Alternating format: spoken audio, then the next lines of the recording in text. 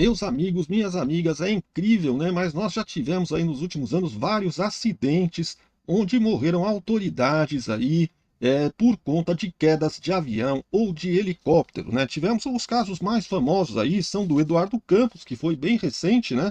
Ele estava disputando eleição, se eu não me engano, era com a Dilma Rousseff, que ele iria disputar, né? Ele estava como pré-candidato à disputa da presidência da República, iria disputar contra o PT, se eu não me engano, era o primeiro mandato da Dilma, né? E tinha grandes chances de ganhar.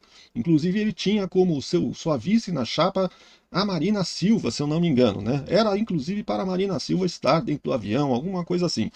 E depois o Teori Zavascki, né, também faleceu aí por uma queda de avião, uma queda misteriosa de avião que trouxe o óbito, né, do ministro do STF na época da Lava Jato. Ele estava investigando, inclusive havia casos ali relacionados com o Zé Dirceu, do PT, né, e também Ulisses Guimarães, né, que também teve uma queda de um helicóptero, né? Então você vê que tivemos várias autoridades aí nos últimos anos, nas últimas décadas aí que sofreram acidentes. Não são só esses, são vários aí que sofreram acidentes e acidentes meio estranhos, né? Que são difíceis até de explicar, né? Como que aconteceu um acidente daqueles, né?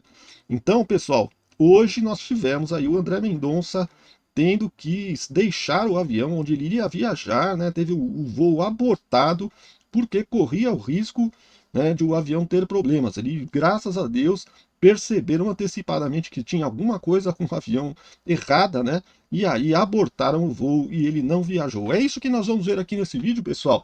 E vamos ver também o pessoal da Globo News, a Natuza Neri, o pessoal lá da Globo News, falando sobre o caso da delação do Vorcaro, né? O Vorcaro está prestes a fazer a sua delação, está tentando fazer o mais rápido possível para que essa delação seja válida, né? Porque se passar muito tempo, a Polícia Federal já não vai querer mais a delação.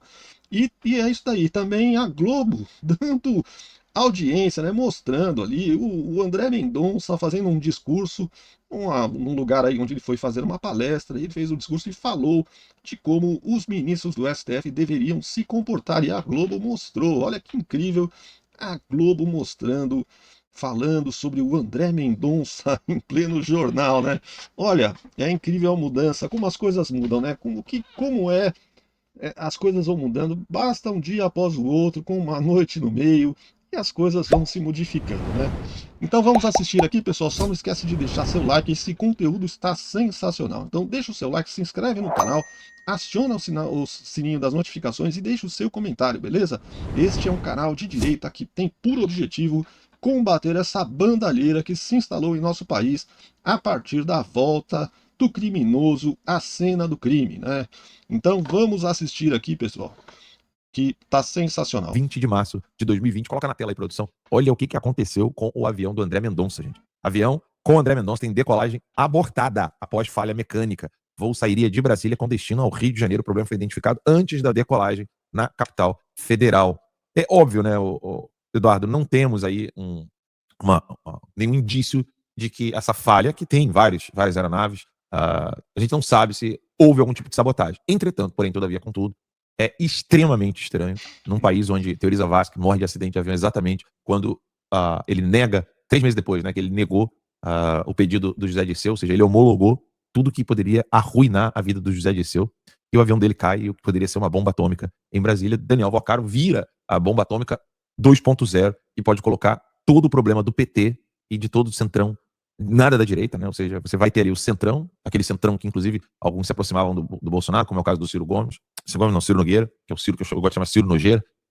O caso do Ciro Nogueira e outros do centrão não tem nada de direita. Esse escândalo ele aponta único e exclusivamente para o centrão e para a esquerda, e vários nomes podem aparecer, inclusive de ministros da STF. Ontem nós comentamos aqui a possibilidade do Toffoli pedir para sair a mando do Lula.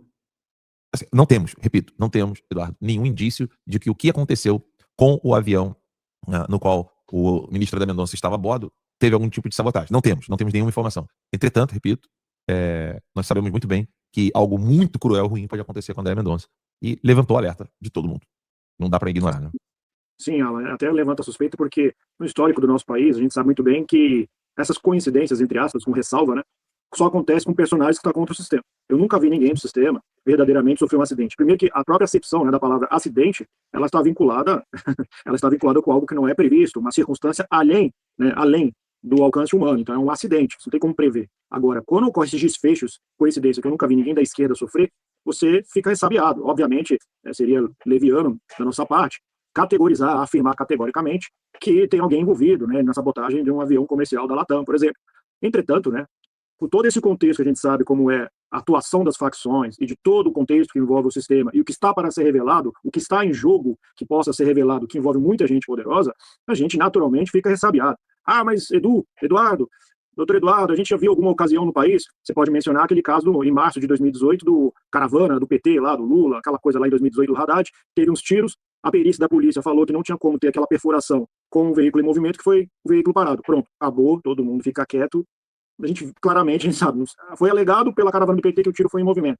A perícia da Polícia Civil concluiu que para ser aquela perfuração, teria que ser com um veículo parado. Então aí não abafaram, fica por isso mesmo.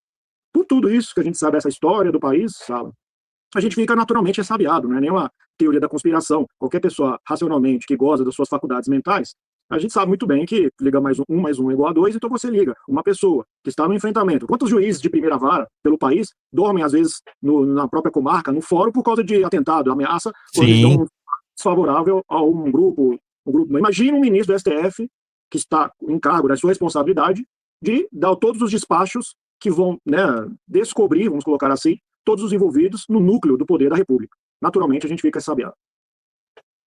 O ministro do STF, André Mendonça, relator do caso Master, falou hoje sobre a responsabilidade dos juízes. Foi durante um evento com advogados no Rio. Meu grande desafio em qualquer processo é entender o que é certo, decidir de modo certo e fazer isso, Ana, pelos motivos certos, ou seja, simplesmente pelo dever de fazer o certo. Por isso que eu não tenho a pretensão de ser uma esperança ou alguém diferente em algum sentido, com algum dom especial. Não. Eu tenho só a expectativa de tentar fazer o certo pelos motivos certos. E acho que esse é o papel de um bom juiz. O papel do bom juiz não é ser estrela.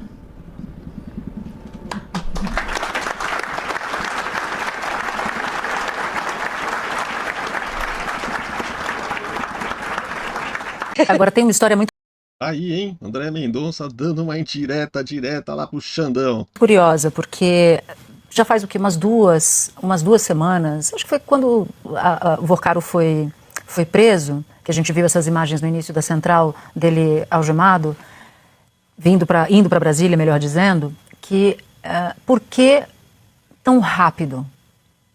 Natuza, foi rápido porque no momento em que o Supremo manteve a prisão dele, a segunda turma, ele não tinha mais o que pensar, ele se apressou e foi. Mas veja que de sexta-feira para cá, ele trocou o advogado. O advogado já conversou com o Ministério Público, com o relator do caso, André Mendonça, e ele já assinou o termo de confidencialidade. É muito rápido para padrões de delação premiada que a gente já viu. Vou até pedir para botar aqui na tela já os delatores de outros momentos para a gente puxar essa discussão já já. Ele está convencido que tem que ser delator. Mas tem uma história. A história dá conta de que a mãe de Fabiano Zettel, cunhado de Vorcaro, disse: corra para o filho. Corra para delatar. Porque se você não delatar primeiro, você vai se dar mal. E quem delata primeiro tende a se beneficiar muito mais, porque entrega o de cima. E a mãe, uma desembargadora, diga-se de passagem, sugeriu, por algum motivo do destino, Daniel Vorcaro, não sei como, soube e se apressou. Porque essa rapidez me chamou Mas é um ponto interessante mesmo, porque muito se dizia quem o Daniel Vorcaro vai entregar, porque em tese a delação serve para, numa organização criminosa, o delator entregar o posto mais alto. E no caso, ele é o dono do Banco Master, ele é o agente corruptor e beneficiário do crime. Quem que ele vai entregar? Entregar autoridades configura uma organização criminosa ou configura apenas distribuição de favores para ele conseguir o objetivo dele próprio? Acima dele, quem está? Se uma autoridade. Bom, quem é maior na estrutura do Estado? O banqueiro rico ou o político, o senador, o ministro? Isso eu tenho que ver por essa lógica. Tem que ver por essa O lógica. Marcelo Odebrecht acabou, ele era o super poderoso empreiteiro e acabou delatando justamente para as conexões políticas. Não, mas quando estavam falando da dificuldade dele ser delator, muita gente levantou esse ponto. Que ele é o chefe, portanto a delação dele não pode ter o mesmo benefício. Então, estou contando só para achar interessante essa história, porque o Zé Telcim vai denunciar o próprio advogado. Por exemplo? Não, tem um tempo, né? Tem toda uma negociação e tem ver o que ele pode entregar, além do grande, enorme, extenso material que a Polícia Federal tem. Todo mundo fala isso, né? É bem possível que são tantas as provas já juntadas, que talvez ele tenha que buscar coisas bastante impressionantes, que impressionem as autoridades para que a delação seja referendada. Mas, enquanto isso, eu acho que vai ter um outro embate muito interessante. Ele vai delatar para quem? Vai ser para a Polícia Federal ou vai ser para a Procuradoria-Geral da República? Para os dois juntos. Vai ser para os dois juntos, mas essa é uma novidade. Porque até ontem, o que se dizia é que a PGR não estava muito interessada na delação, que é a Polícia Federal que faria essa condução. Em 24 horas, o clima já mudou. PGR vai entrar, os próprios advogados dizem não vai ter como escapar. O Supremo quer a PGR nessa delação, porque o Gonê, o Procurador-Geral da República, é ligado a ministros do Supremo que estão na posição defensiva e, portanto, a gente não sabe como é que essa delação exatamente vai ser tratada. Então, tem muita coisa para acontecer. Não apenas Daniel Vorcaro dizer o que ele pretende entregar, como para quem exatamente, o que será feito com a informação que ele vai dar e como que a banda do Supremo, que é o esquadrão da defesa dos interesses singulares, digamos assim, dos ministros, como ela vai reagir. 20 de Aí, pessoal, vocês veem, né, que o Vorcaro tá querendo apressar pra caramba aí a delação. Eu já tinha até comentado isso em vídeos anteriores, né? Porque tem que ser rápido, porque senão a polícia já tem tantos fatos aí descobertos, né, tem tantas provas, que fica difícil delatar, né? Ele vai delatar o quê? Ele tem que ter conteúdo na delação para que a delação valha a pena, né? Porque para que ele ganhe os benefícios aí de fazer a delação, né, diminuição da pena, todas essas coisas, tem que trazer algum fato novo e algum fato bastante relevante, porque senão não vale a pena, né? E esse caso aí, pessoal, do André Mendonça, né, que estava prestes a subir ali no avião e o avião teve o voo abortado, né, e teve que deixar o voo, ter que arrumar um outro voo para substituir, porque aquele avião estava com problemas técnicos, né, e a gente não sabe, né, mas que é tudo isso muito estranho, é muito estranho, isso que o Alan dos Santos falou aí, e o comentarista que estava ali junto com ele também, parece que sempre que tem um escândalo como esse, que começam a surgir, né, essas situações que comprovam o envolvimento aí do sistema, né, o sistema e principalmente os políticos de esquerda, começa a acontecer coisas estranhas, né, começam a acontecer coisas estranhas. Se a gente puxar um pouco para trás ali, nós vamos lembrar da morte do prefeito Celso Daniel, lá de Santo André, que até hoje não foi explicado, né, a polícia acabou com o inquérito, né, concretizou lá o inquérito e tal, não tinha provas suficientes para incriminar ninguém, enfim, ficou o dito pelo não dito, né, e não se chegou ao mandante do crime, né, porque o importante era se chegar ao mandante, quem mandou matar o Celso Daniel, né, e, quer dizer, a gente não pode acusar, né, sem ter provas, mas que existiam indícios ali de que pessoas do PT estavam envolvidas nesse caso. Isso eram indícios grandes e fortes, né, de que haviam pessoas do PT envolvidas nesse assassinato, né. Mas é aquela coisa, né, não temos como provar, né, são só indícios aí que a gente não pode dar como definitivo e nem como fato para não correr o risco de ficar passando fake news aqui, né? E depois vem o Xandão aí que quer me pegar e não dá certo não. Então, pessoal, é isso daí, né? Esse é o conteúdo de hoje. Cada dia está sendo um novo capítulo aqui no nosso Bostil, né? Cada dia vai aparecendo novidades, né? Vão surgindo fatos. E o Lula tá sumido, né? O Lula sumiu do mapa, né? Acho que ele tá com medo dos holofotes, né? De dar entrevistas aí, porque, logicamente, que vai vir à tona todos esses escândalos e ele vai ter que prestar contas aí sobre os envolvimentos. Por exemplo, né? Tem o filho dele, tem o Guido Mantega, né? Olha, um monte de gente em volta, ao entorno dele, envolvida nesse escândalo do Banco Master, né? E também do escândalo do INSS, do roubo dos aposentados.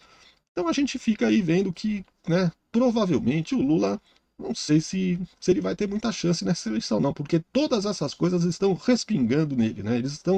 A maior preocupação hoje em dia do Lula e do PT é por conta desses escândalos, né? Que esses escândalos vão atrapalhar a sua eleição, né? Que já era difícil mesmo sem escândalo, porque o governo dele está péssimo. Esse ano nós estamos com a economia completamente arruinada, né? Tivemos esses 2 primeiros meses aí, a economia foi péssima, né? Para as pessoas que trabalham, que investem, que são empreendedores, né? Que têm pequenos negócios, as pessoas estão sofrendo violentamente. A economia está um desastre, né? O país está parado e a coisa não anda, né? Os juros absurdos, né? Se você precisa pegar um dinheiro no banco, olha, é lamentável, né?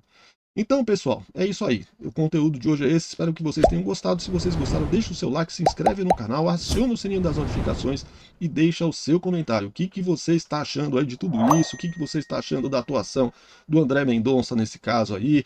Deixa um comentário que eu gostaria muito de saber a sua opinião sobre tudo isso, beleza? Um grande abraço, fiquem com Deus e até o próximo vídeo.